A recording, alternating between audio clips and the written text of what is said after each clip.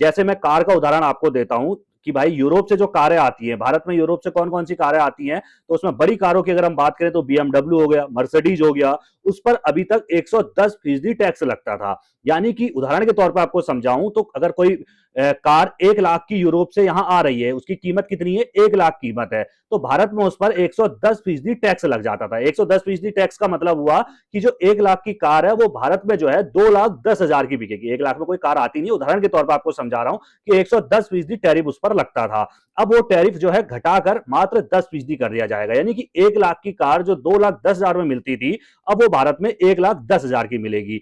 यानी कि इसका सीधा मतलब यह हुआ कि यूरोप की जो कारें हैं, बीएमडब्ल्यू, मर्सिडीज, जो अन्य कारें यूरोप से आती हैं, यूरोप के 27 देशों से जो कारें भारत में बिकने के लिए आती थी, उन पर अब टैक्स जो है मात्र 10% लगने वाला है, 110% जो पहले लगा करता था। इसके अलावा शराब और बियर भी बड़ी मात्रा में यूरोप से भारत में बिकने के लिए आती है।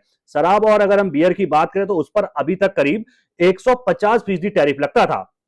इस आप उदाहरण के तौर पर समझिए कि यूरोप से आने वाली शराब अगर वहां 100 रुपए की शराब है वो, या बियर 100 रुपए की है, तो यहां आके उसकी कीमत 250 रुपए हो जाया करती थी, क्योंकि 150% टैरिफ लगता था।